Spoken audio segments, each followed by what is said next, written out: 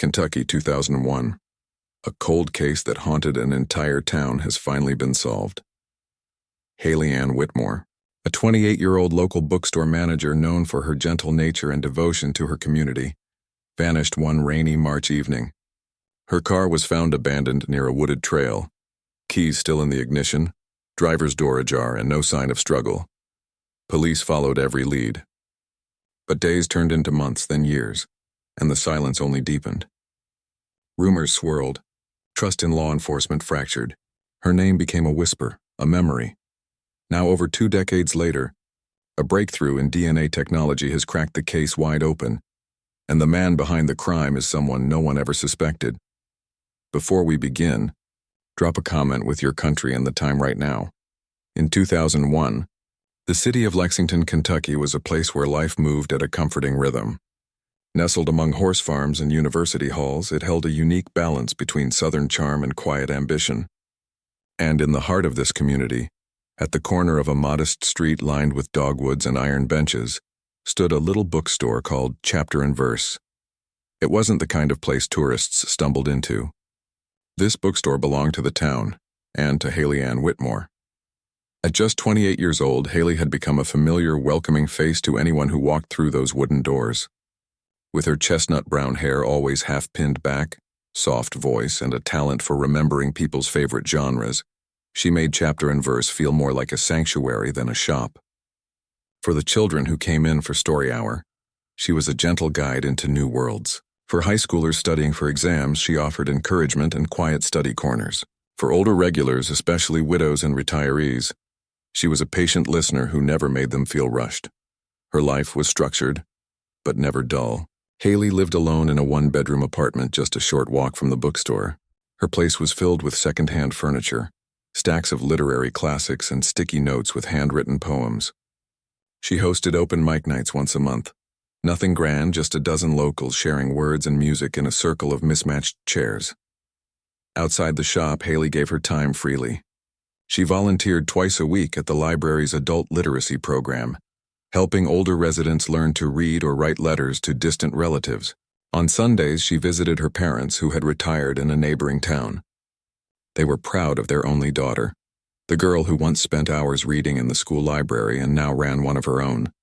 No one suspected anything sinister in her life. She didn't drink heavily, rarely dated, and was known for her cautious nature.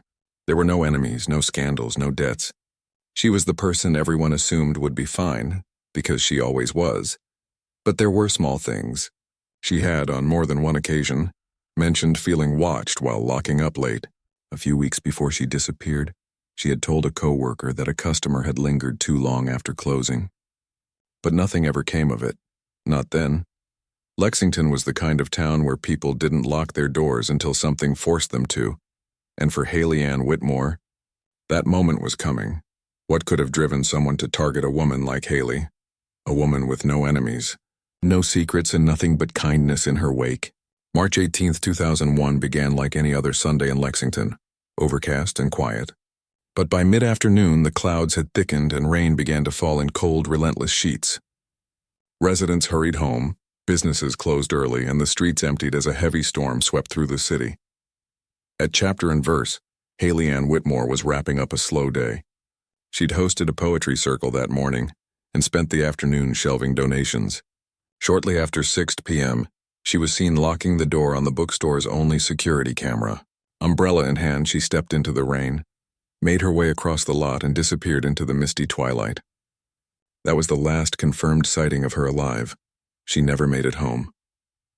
By morning, her absence triggered concern. Haley's coworker, who was scheduled to open the store with her that Monday, arrived to find the shop still dark. Her phone rang unanswered. Her parents, when called, hadn't heard from her either. That's when a report was filed, and the search began. Around 10:15 a.m., a jogger in the Ravens Hollow area noticed something odd. A maroon sedan parked at the trailhead, driver's side door ajar, engine off, no one inside. Upon closer inspection, the jogger found Haley's purse resting on the passenger seat. Her cell phone sat beside it. The keys were still in the ignition. It didn't make sense. Ravens Hollow Trail was a dense, winding nature preserve nearly 8 miles from the bookstore, and in the opposite direction of Haley's apartment. She had no known ties to the area. The lot had no surveillance cameras and no one remembered seeing her car arrive. Investigators were immediately dispatched. K-9 units arrived by early afternoon, but the previous night's storm had blanketed everything. Muddy terrain and overflowing creeks hindered the search. Rain had wiped away footprints. Search teams combed the forest, calling her name, sweeping underbrush and searching for any item of clothing. Nothing turned up. Helicopters were grounded due to weather. Volunteers gathered, but every lead collapsed under the weight of uncertainty. The car revealed no signs of forced entry. There was no broken glass, no blood, no torn fabric. Everything inside was dry. There was no suicide note, no indication of why she would have gone there willingly. The gas tank was half full. The seat was adjusted for Haley's height. Police released her photo to the media that evening. Flyers were printed. Local stations ran special segments, but no one could understand why she was at Ravens Hollow. The location was isolated, mostly frequented by hikers and birdwatchers, and it was dark by the time she would have arrived. It was the last place someone like Haley, cautious and predictable, and would go alone in a storm. Then came the most haunting question of all. Had she driven there herself? Detectives began retracing her steps, interviewing patrons, pulling phone records. But everything before 6 p.m. pointed to a normal day. And after that, silence. Why was Haley's car parked miles away from her usual route? And who knew she'd be there that night in the storm? 3 days after Haley Ann Whitmore was reported missing, Lexington was still on edge. Volunteers came and went. Search dogs returned soaked and confused. Each day passed without answers. The rain had stopped, but a chill remained in the woods surrounding Ravens Hollow Trail, and in the hearts of those who knew Haley. Then, on the morning of March 21st, a state forest ranger conducting a grid search made the discovery that would change the case forever. Roughly 200 yards off the trailhead, in a sloping gully dense with pine trees and broken limbs, the ranger noticed a patch of disturbed brush. At first, he assumed it was storm damage, but as he moved closer, he saw something unnatural, fabric, a sleeve, then the outline of a body. Haley. She was lying on her side, partially covered in pine needles and foliage, as if someone had tried hastily to conceal her. Her body was fully clothed. There was no visible sign of a struggle. But one thing was clear. She hadn't fallen. She had been placed there. Police sealed off the scene. Crime scene techs arrived and combed every inch of the gully, but the weather had taken its toll. Evidence was sparse. The ground was too wet for footprints. The killer, whoever it was, had picked the perfect night to erase their presence. The autopsy confirmed what detectives feared. Haley had died the night she vanished. The cause, blunt force trauma to the head. There were 2 blows, both to the back of the skull, consistent with a heavy object. There were no signs of sexual assault, no defensive wounds, no broken fingernails or skin under hers. It had been fast, silent, and calculated. Haley had likely never seen it coming. Back at the station, investigators began the difficult process of narrowing down suspects. They started with those closest to her: friends, co-workers, acquaintances. Everyone who'd interacted with her in the last week was interviewed. Former boyfriends were contacted. All had alibis that held under pressure. There were no known threats, no complaints filed. Her cell phone showed no unusual calls or texts. There was no recent breakup, no stalking behavior, no signs of mounting fear. The only minor incident, a lingering customer weeks earlier, was frustratingly vague and untraceable. The bookstore's surveillance footage showed Haley locking up, but the camera didn't extend to the parking lot. There were no other security cameras nearby. No witnesses reported seeing her car leave, and nothing pointed to why she ended up at Ravens Hollow, a location she had no known reason to visit.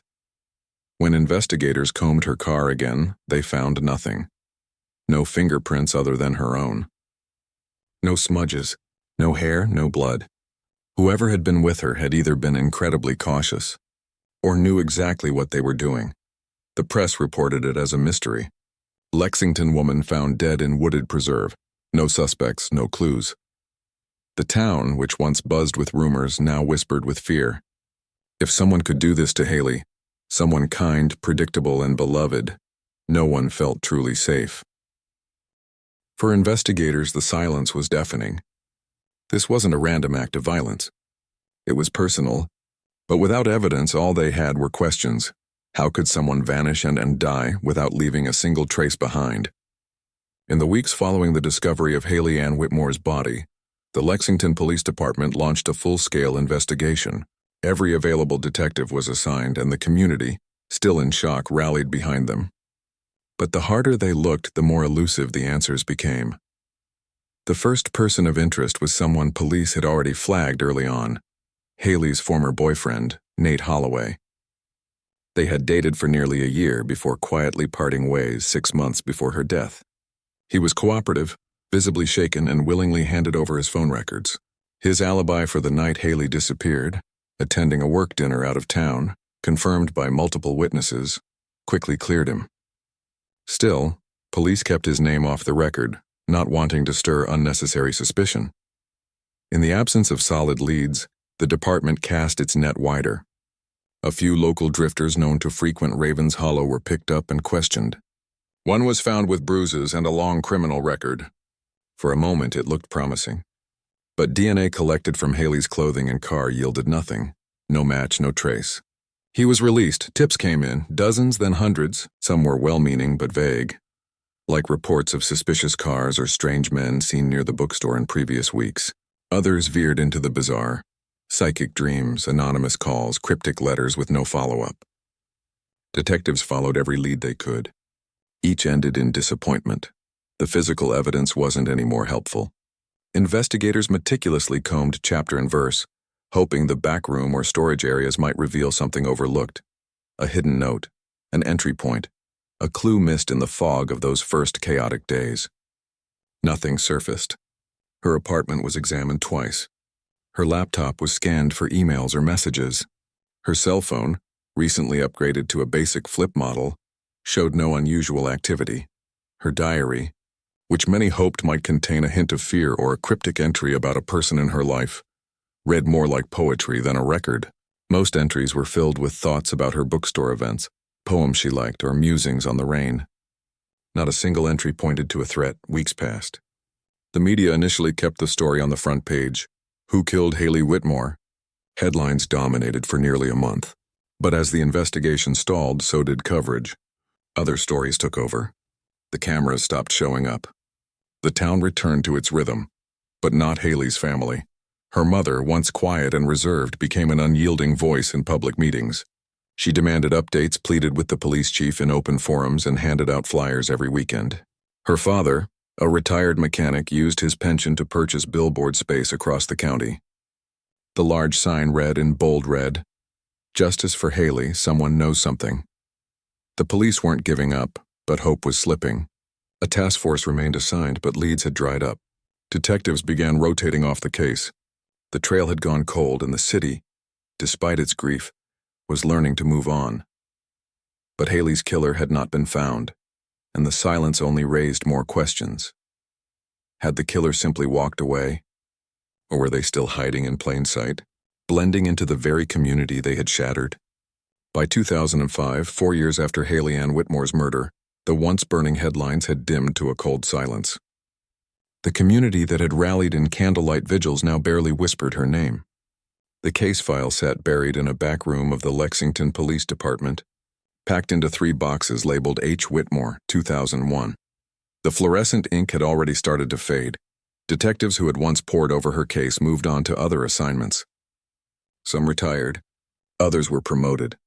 With no new leads, no new evidence, and no advancements in the forensic methods of the time, the case was quietly labeled inactive. It wasn't a decision made maliciously. It was procedural. But for Haley's family, it felt like a second loss. Her mother, Denise Whitmore, continued to operate chapter and verse for as long as she could. Each book she sold, each child she read to during story hour, felt like an echo of her daughter's presence. But her strength began to wane. In 2007, a cancer diagnosis forced her to close the bookstore for good. By the following year, the building had been sold, the hand-painted sign removed, and the cozy interior gutted for office space. The soul of Haley's legacy, quiet, creative, and was slowly erased from the physical spaces she once touched. Denise passed in 2010. Her husband, Robert, withdrew from public life after her funeral. The man who once put up billboards and walked door to door with flyers now lived in near total silence. He had lost his wife and his daughter. All he had left was a box of Haley's journals tucked away in his basement, but not everyone had forgotten. In 2014, a young recruit named Aaron Lassiter joined the Lexington Police Department. Fresh out of the academy and eager to make a difference, she was assigned a mentorship rotation in the department's homicide division. As part of a training exercise, she was instructed to review one unsolved case and write a report on why it had gone cold. She pulled Haley's file at random, or at least that's what she would later say. In truth, it was the photo on the front of the case file that caught her eye. A snapshot of a woman standing in front of a bookstore, smiling, holding a stack of books. Something about Haley's expression, the softness of it, the stillness, pulled Aaron in. She read the entire file over a weekend. Then she read it again. The inconsistencies nagged at her. Why Raven's Hollow? Why no struggle? Why had the killer left behind no forensic evidence in a time when mistakes were easier to make? Aaron began to mark potential weak points in the original investigation. Interviews that were rushed. Tips that were closed prematurely. Evidence that had never been retested. She brought her thoughts to a senior detective. He shrugged. It's been dead for years, Lassiter. Nothing new's going to come of it. So she took a different route. Quietly, off the record, she requested access to the physical case materials. She began compiling a private list of what evidence had been collected, what lab technology existed at the time, and what tools were available now. Aaron didn't yet have the authority to reopen the case. But she wasn't waiting for permission to care. Could fresh eyes and unshakable determination uncover what seasoned detectives had missed or given up on over a decade ago? By 2023, Detective Aaron Lassiter had earned her place in the Lexington Police Department's Homicide Division. Over nearly a decade of work, she'd built a reputation for patience, thoroughness, and a relentless drive to bring resolution to cold cases. But none haunted her more than the file that had once landed on her desk as a rookie, the unsolved murder of Haley Ann Whitmore. For years, Aaron had chipped away at the case during slow weeks, digging through evidence logs, rereading transcripts, and staying up to date with advancements in forensic science. She wasn't just waiting for something to change. She was preparing for when it finally could. That moment came in the spring of 2023. Next-generation DNA sequencing had become more accessible, capable of extracting viable genetic material from previously unusable or degraded samples. One particular entry in Haley's evidence box, a swab from the inside driver's side door handle of her car, had always stood out. In 2001, testing showed trace epithelial cells, but they were too compromised to profile. Now, with new technology, there was hope. Aaron submitted the request for reanalysis. After several weeks, the lab returned with a partial DNA profile. It wasn't enough for a direct match. When entered into CODIS, the combined DNA index system, the database came back empty. No known felons or previously profiled individuals. Many detectives would have stopped there. But Aaron had studied the evolving world of forensic genealogy, and she knew the real work had just begun. She partnered with a genealogical consultant and uploaded the profile to a public ancestry database, one that allowed law enforcement access for investigative purposes. The process was methodical and slow. Each match, distant cousins, shared grandparents, fragmented branches of family trees, and was cross-referenced, verified, and mapped. Then came the break. A second cousin match. From that single thread, the genealogist constructed an extended family tree that led them across several states and down multiple generations. One name surfaced that had ties to Lexington. A man with no criminal record, no history of violence. A man who had lived in the area at the time of Haley's murder, Daniel R. Layton. At first glance, Layton appeared unremarkable. A 61-year-old handyman who had worked small jobs throughout Lexington for decades. Divorced, no children, known to be polite, quiet, punctual. He had never been on law enforcement's radar. But when Aaron cross-referenced his work history, one entry struck her cold. In late 2000, Layton had been called to fix a plumbing issue at Chapter and Verse bookstore. There had been no follow-up, no complaints, no incident on record, but it placed him at the heart of Haley's world months before her death, with access to the shop and perhaps access to her trust. Aaron dug deeper. Layton had moved from Lexington in mid-2001, just months after Haley's murder. Not far, just a county over, but far enough to fade from attention as the investigation focused elsewhere. He had flown entirely under the radar. The lab was able to use a discarded item, a coffee cup retrieved from Layton's trash, to obtain a direct DNA sample. The results were conclusive. The partial DNA from Haley's car door was a familial, matched to Daniel R. Layton. It was enough to move the case forward.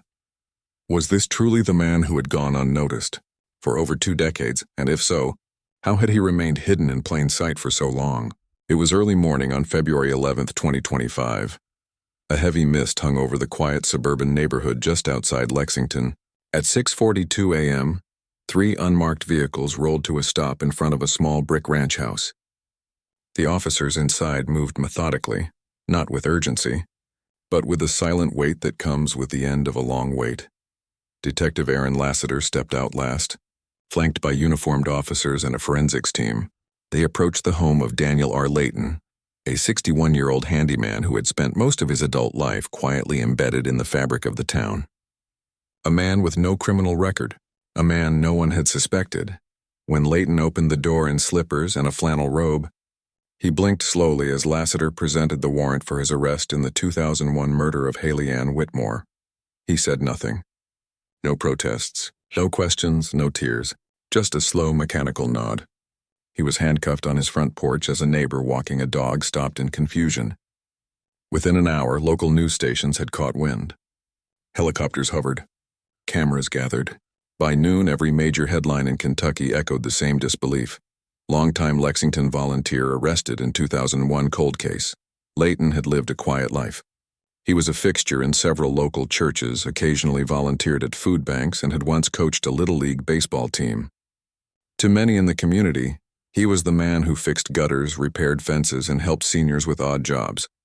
He wasn't warm, but he was consistent, dependable, invisible in all the right ways. The reaction was immediate and deeply conflicted. Neighbors were stunned. Some refused to believe it. Others reeled from the realization that someone they'd trusted for decades had allegedly committed such a brutal crime and done it without leaving a trace for over 20 years. But the evidence was mounting. The familial DNA match from Haley's car door, the genealogical map tying Layton to the sample, and most damning of all, a paper invoice recovered from old city permit records showing that he had done plumbing repair work at Chapter and Verse just months before Haley's death. He had access. He had proximity. And now he had science pointing directly at him. Layton offered no confession. During interrogation, he remained stone-faced, repeating only that he didn't know anything about that girl. But when presented with the DNA evidence, he grew quiet, visibly rattled, though not outright combative. Aaron Lassiter knew better than to expect a sudden confession. After 2 decades, if he had kept the secret this long, he wasn't likely to give it up freely. But she also knew they had enough to take it to trial. The news reopened wounds for Haley's family. Her father, Robert, now in his 70s, issued a short public statement. "We've waited 24 years for this day. We always believed someone would be held responsible. We pray the justice system speaks now for Haley since she no longer can." For the city of Lexington, the arrest was more than closure. It was a reckoning. That someone like Layton had lived among them undetected, had shared their spaces and earned their trust, sent a ripple of unease through the community. But a larger question loomed over everything. Would the courtroom finally bring the truth? Or would it unravel into more unanswered questions about what really happened that rainy March night in 2001? On August 4th, 2025, the trial of Daniel R. Layton began inside a packed Fayette County courtroom. After more than 2 decades of questions, the public and press were hungry for resolution. Spectators lined the halls. Journalists crowded the benches. And at the center of it all sat Haley Ann Whitmore's aging father, Robert, alone now, yet unwavering. He had waited nearly half his life for this. The prosecution wasted no time building their case. Lead attorney Maria Cole methodically walked the jury through the timeline, starting with Haley's final day at chapter and verse, the eerie disappearance, the abandoned car at Ravens Hollow, and the brutal discovery of her body days later. Cole acknowledged the lack of eyewitnesses and the challenge of time, but focused sharply on the power of forensic science. The cornerstone of their argument was the partial DNA recovered from the inside handle of Haley's car door. Once unusable, it had now been successfully analyzed using next-generation sequencing and traced to Daniel R. Layton through forensic genealogy, a trail that led directly to him with a near-impossible chance of error. The defense, led by public defender Terrence Miles, struck back with skepticism. He argued that the sample could have been contaminated, that Layton's prior work at the bookstore gave him plausible reason for his DNA to appear on her car, and that genealogy wasn't the same as a direct forensic match. But it was Layton's silence that loomed largest in the courtroom. He didn't testify. He showed no emotion as photos of Haley's body were displayed, nor when her voice was resurrected through her journals. One entry, dated just weeks before her death, read simply, "Still feel like someone is watching me. I keep brushing it off, but I can't ignore it anymore." The jury sat still. Some clutched tissues.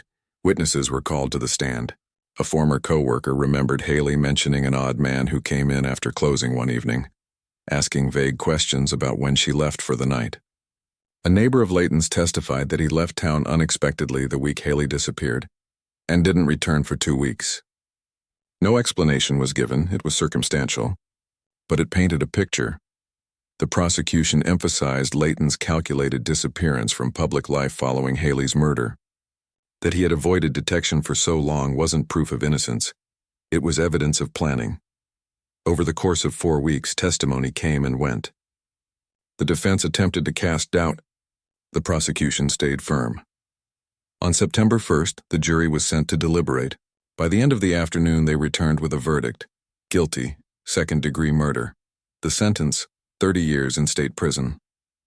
Layton showed no visible reaction, no anger, no remorse.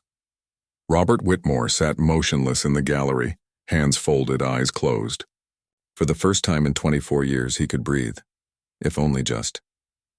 The courtroom began to empty, but the reverberations of the verdict would echo far beyond that space. Haley's story was now in the public record, her killer no longer a ghost. But as the courtroom lights dimmed and the cameras were packed away, one question remained in the air. Beyond the verdict, beyond the sentence, what would Haley's case leave behind in its wake? What lasting legacy would grow from the justice finally delivered? In the months that followed the verdict, the city of Lexington began to breathe differently. The wound that had quietly festered for over 2 decades had finally been acknowledged and stitched closed with the thread of justice. But what mattered most to the people who had loved Haley Ann Whitmore was that she was no longer just a tragic headline from 2001. She had become something more, a legacy, a light that outlasted the darkest chapters of her story. Near the corner where chapter and verse once stood, a local artist painted a large mural on the side of a brick building. It depicted Haley holding an open book, surrounded by autumn leaves, her face turned toward a sky colored in soft watercolors. The mural became a landmark almost overnight. People came to leave flowers beneath it. Children pressed handwritten poems into the cracks in the wall. Survivors of violence left messages in chalk. Your story matters.